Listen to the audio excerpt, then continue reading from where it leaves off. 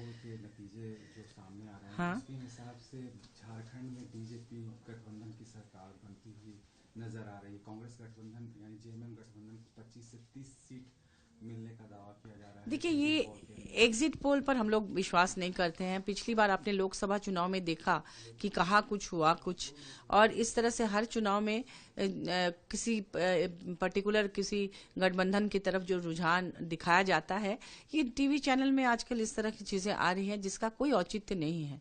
वो जनता चुपचाप अपना वोट करती है, और ये सब आंकड़ों से हम बिल्कुल इत्तेफाक नहीं रखते हैं।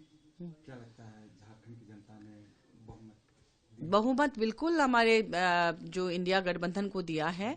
जेएमएम और कांग्रेस, राजद और वाम दलों की सरकार बनने वाली है, क्योंकि आपने देखा जो ये बम्पर वोटिंग हुई है और जिस तरह से इसमें महिलाओं ने बढ़ चढ़ कर हिस्सा लिया है, उससे ये साबित होता है कि यहाँ सरकार बन रही है। और खास तौर पर शहरी इलाकों में विशेष रूप से अभी जो 38 सीटों पर चुनाव हुआ इस दूसरे चरण में, उसमें आपने देखा कि बोकारो और धनबाद में कितना कम वोटिंग हुआ।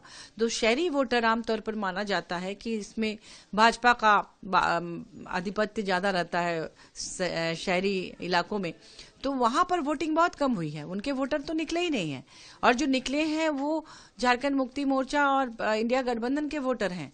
और ये बिल्कुल एक बरगलाने जैसा ये जो भी आपका एग्जिट पोल है, क्योंकि देखिए तमाम जितने नेशनल चैनल्स हैं या दूसरे चैनल्स हैं, उसमें आप देखेंगे कि उनका रुझान किसी पर्टिकुलर पार्टी की तरफ रहता है जो केंद्र में सत्ता पे रहती है, और लगातार उसमें भ्रामक चीजें आजकल आने लगी हैं। पहले की तरह मीडिया को बहुत ज्यादा उस तरह का निष्पक्ष और तटस्थ बहुत कम आप देखेंगे। खासतौर पर जो तथाकथित बड़े चैनल्स हैं, उसमें कई बार इस तरह के भ्रामक चीजें आती हैं जो पिछले लोकसभा चुनाव में बिल्कुल साफ हो गया है। इसलिए इस पर हमें बिल्कुल भरोसा नहीं है, और हम लोग जानते हैं और पूरा विश्वास है कि झारखंड में फिर से जेएमएम और कांग्रेस और राजद और वामपंथी दलों का इंडिया गठबंधन की सरकार आएगी।